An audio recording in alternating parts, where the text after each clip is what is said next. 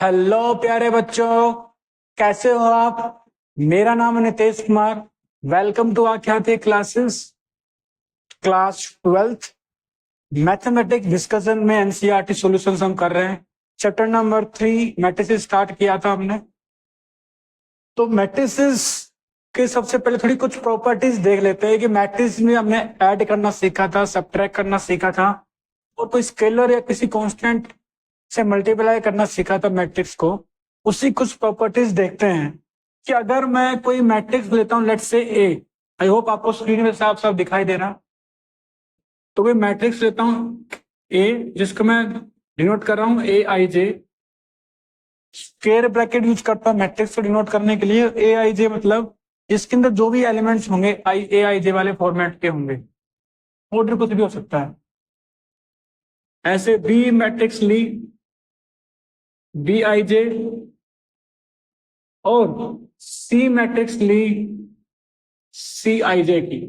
ऐसे कोई मैट्रिक्स ले लेता हूं और मैंने ए एल, है ना, ये कुछ स्केलर मान लिए, स्केलर्स स्केलर्स मान लिए हमने, ठीक है।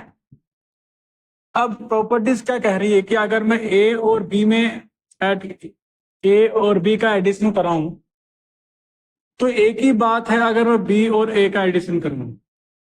तो नॉर्मल जैसे हम ऐसे अर्थमेटिक ऑपरेशंस करते थे, या अलजेब्रा में x plus y equal to y plus x, या अर्थमेटिक में 2 + 3 = 3 + 2, सेम थिंग इसमें वर्क करेगी। क्यों, ये भी अंडरस्टूड है। क्योंकि देखो, ऐड कब कर सकते हैं, ऑर्डर सेम होगा। तो अगर हम ऐड कर पा रहे हैं तो दोनों का ऑर्डर सेम है। और फिर क्या करते थे, कोरस्पॉन्डिंग एलिमेंट्स को ऐड कर देते थे। अब मैं कोरस्पॉन्डिंग एलिमेंट्स को 2 + 3 में ऐड करूं या 3 + 2 में ऐड करूं, एक ही बात है, ठीक है। अब मैं दो की जगह तीन मैट्रिक्स ऐड कर रहा हूं, ए प्लस बी प्लस सी। सबसे पहले हमने क्या किया, ए और बी को पहले ऐड किया और फिर जो रिजल्ट आया सी में ऐड कर दिया। तो ये प्रॉपर्टी बोल रही है कि भाई एक ही बात है, आप बी प्लस सी को ऐड कर लो और फिर ए में ऐड कर देना, आंसर सेम आएगा। वो हमारी मर्जी है, जिससे भी आंसर आसान होता हो, जल्दी कैलकुलेशन हो रही हो, कर लेते हैं। बाकी समझ रहे कि ऐसा कर सकते हैं। ये कॉम्यूटेटिव प्रॉपर्टी है, कॉम्यूटेटिव लॉ बोलते हैं, कॉम्यूटेटिव। और ये एसोसिएटिव प्रॉपर्टी है कि ग्रुप बना सकते हैं। ये छोटी क्लासेस में हम पढ़ते आए हैं कि जो इंटीजर्स हमने पढ़े थे, रैशनल नंबर्स पढ़े थे, उसमें प्रॉपर्टीज पढ़ी थी, कॉम्यूटेटिव प्रॉपर्टी है, एसोसिएटिव प्रॉपर्टी है, लाइक दैट। ऐसे ही अगर मैं ए में जीरो ऐड करूं, जीरो मतलब जीरो मैट्रिक्स, है ना, जीरो मैट्रिक्स में जिसमें सारे एलिमेंट जीरो ही हो, तो एक ही बात है, मैं जीरो में ए ऐड करूं, कॉम्यूटेटिव लॉ ही है ये। तो यहां पर जो ये जीरो वाली जो मैट्रिक्स है, ये जो जीरो वाली मैट्रिक्स है, ये जीरो वाली जो मैट्रिक्स है, ये एडिटिव आइडेंटिटी काम करेगी। क्या करेगी, एडिटिव आइडेंटिटी का काम करेगी, ठीक है जी। मतलब किसी मैट्रिक्स में क्या ऐड करूं कि मेरे को वही मिल जाए, जीरो मैट्रिक्स।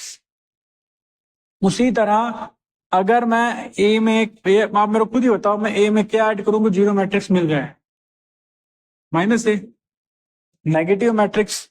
और इसी को ही हम बोल देते हैं कि किसी मैट्रिक्स का एडिटिव इनवर्स क्या है, उसका नेगेटिव। तो इसको हम बोल देते हैं एडिटिव इनवर्स। इसको क्या बोल देते हैं बच्चों, एडिटिव इनवर्स।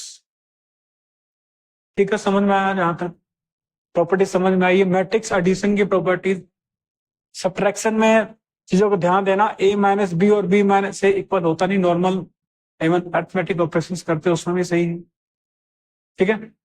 अब बात आ रही है कि सर अगर स्केलर हो, है ना, स्केलर्स हो, तो जैसे मान लो कोई स्केलर है के, कोई भी स्केलर हो सकता है, कोई भी कांस्टेंट हो सकता है, जिसको मैं मल्टीप्लाई किया a + b मैट्रिक्स, मतलब कोई a मैट्रिक्स है, b मैट्रिक्स है, k से मल्टीप्लाई करा है इसको, तो हमेशा एक किसके इक्वल होता है, k को मैं a से मल्टीप्लाई कराऊं और k को b से मल्टीप्लाई कराऊं, तो सेंस आएंगे प्रैक्टिस करेंगे उससे और समझ में आएगा, जहां जहां यूज होगा अब बात करूं कौन सी प्रॉपर्टी यूज कर रहे हैं। बाकी खुद से भी कोई मैट्रिक्स ले सकते हो आप, ए और बी, उन दोनों को ऐड करो फिर के से मल्टीप्लाई कराओ, या इंडिविजुअली के से मल्टीप्लाई कराओ फिर ऐड करो, आंसर सेम ही रहेगा। और मल्टीप्लाई करना मतलब किसी के को किसी मैट्रिक्स से मल्टीप्लाई करने का मतलब क्या होता है बच्चों, उस मैट्रिक्स के हर एलिमेंट से उसको मल्टीप्लाई कराना है। अब जैसे कोई दो स्केलर है के प्लस एल, इसको मैं किसी मैट्रिक्स से मल्टीप्लाई करा रहा हूं, तो एक ही बात है, डिस्ट्रीब्यूटिव का काम करेगी, के इंटू ए प्लस एल इंटू ए, क्या भी कर सकते हो, है ना। के इंटू ए मैट्रिक्स प्लस एल इंटू ए मैट्रिक्स, राइट हैंड साइड को सोल्व करोगे लेफ्ट हैंड साइड मिलेगी, या लेफ्ट हैंड साइड को सोल्व करो क्या मिलेगा, राइट हैंड साइड। ठीक है बच्चों, मैट्रिक्स एडिशन की प्रॉपर्टीज देख ली और हमने स्केलर मल्टीप्लीकेशन की प्रॉपर्टीज देख ली। ये चीज सिंपल है, हमें पता होनी चाहिए। क्वेश्चंस में डायरेक्टली पूछा जाएगा कि आप ये करो, एडिटिव आइडेंटिटी बताओ, या ये प्रॉपर्टी कौन सी प्रॉपर्टी कौन सा लो आपने यूज किया, बस समझावट के लिए कि ऐसी चीजें कर सकते हैं क्वेश्चंस में। ठीक है, आगे करते हैं, हम आते हैं एक्सरसाइज के क्वेश्चन में। एक्सरसाइज के क्वेश्चन में आते हैं हम, इसको मिटाता हूं मैं ना, ठीक है। आशा आपको स्क्रीन पे जो व्हाइट बोर्ड पे जो मैं लिख रहा हूँ साफ साफ समझ में आ रहा है, देयर इज नो एम्बिग्विटी, कोई कंफ्यूजन नहीं है वहां पर। ठीक है, तो एक्सरसाइज 3 पॉइंट, यस, ओके। तो सबसे पहले करते हैं हम, लास्ट में हमने, अब देखो हमने स्टार्ट किया था मल्टीप्लीकेशन ऑफ मैट्रिसेस का कंसेप्ट, उसका लास्ट फर्स्ट क्वेश्चन का लास्ट पार्ट बचा था, तो सबसे हमें निकालना बी ए। तो पहले तो मैं ए बी मैट क्या गिवन है, ए मैट्रिक्स लिख लेता हूं, ए मैट्रिक्स गिवन है 2 4 3 5, ठीक है जी, और बी मैट्रिक्स गिवन है 1 3 -2 5, ठीक है, कोई गड़बड़ नहीं है। अब मेरे को मल्टीप्लाई, अब हमसे पूछा है कि बी इंटू ए निकालो, ए इंटू बेल, A into B that is A B, last time निकाल लिया था, अभी बी इंटू ए निकालना है। तो सबसे पहले तो बी मैट्रिक्स लिखूं, 1 3 -2 5 और 2 4 3 5। दोबारा से डिस्कस करते हैं कि मैट्रिक्स का मल्टीप्लीकेशन कब कर सकते हैं।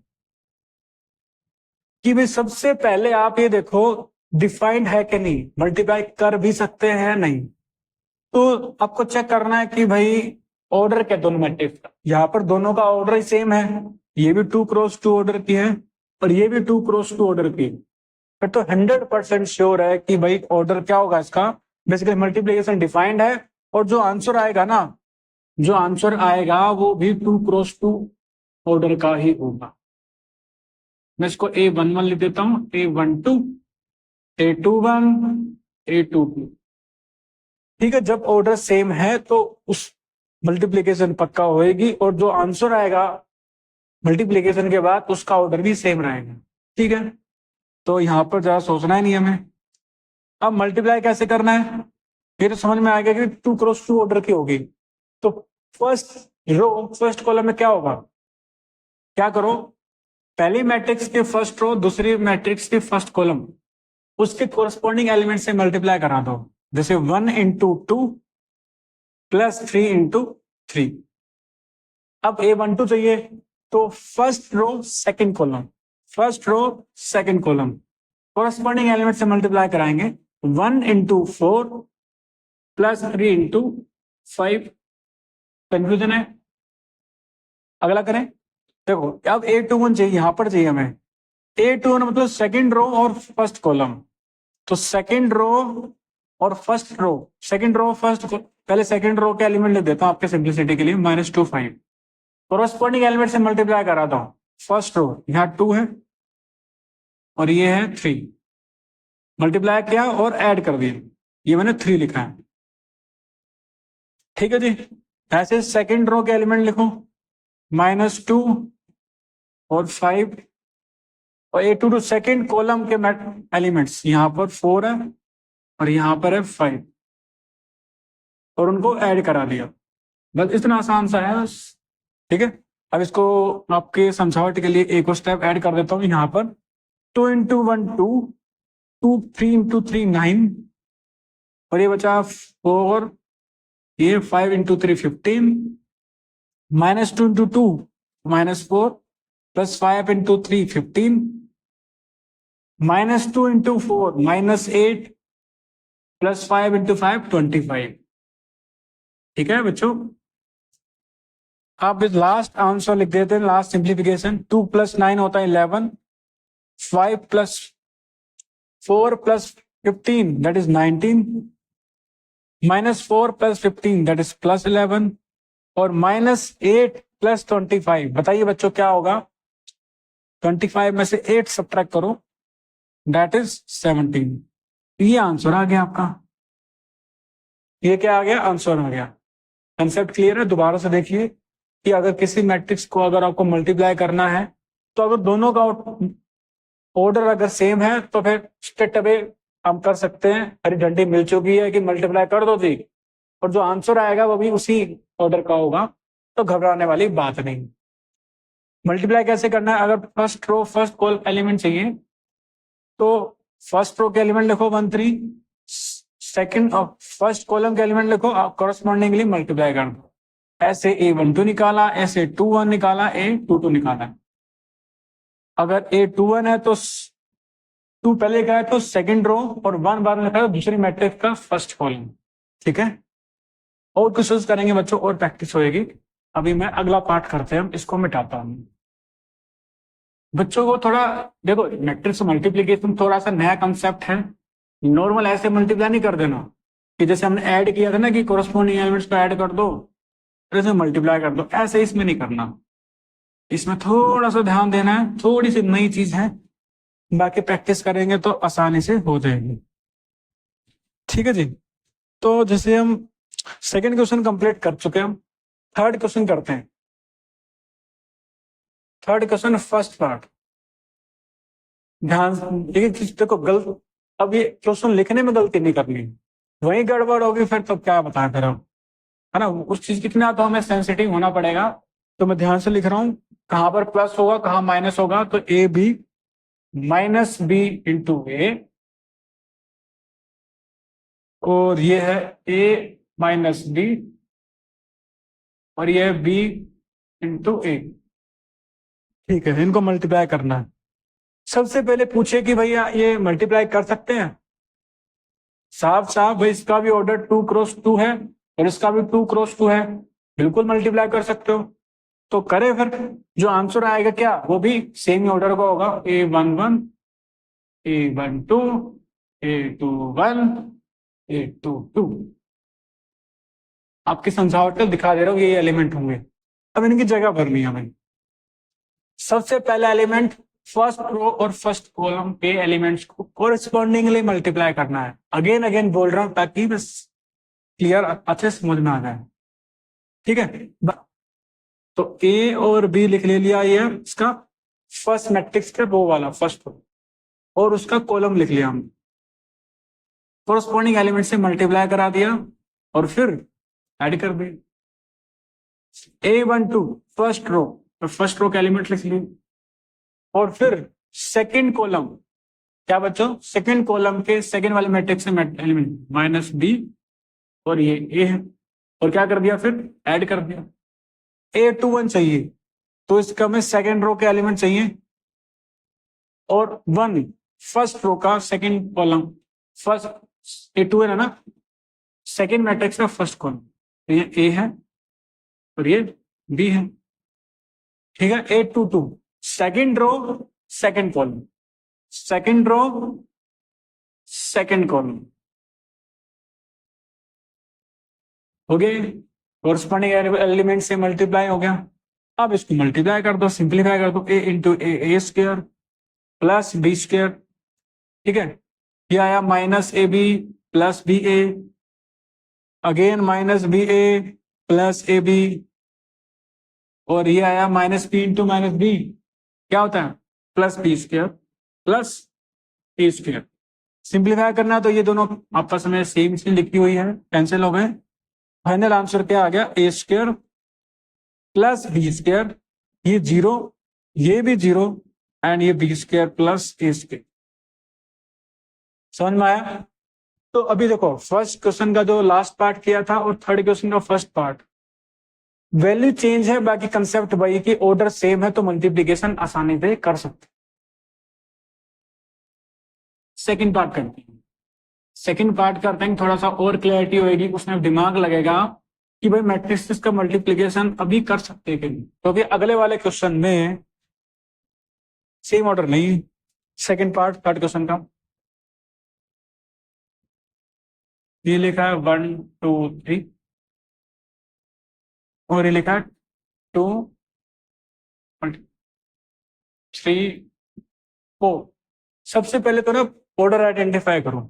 पहली वाली मैट्रिक्स का ऑर्डर क्या है, रो कितनी है जी, 3 है, कॉलम कितना है, 1 है, ठीक है।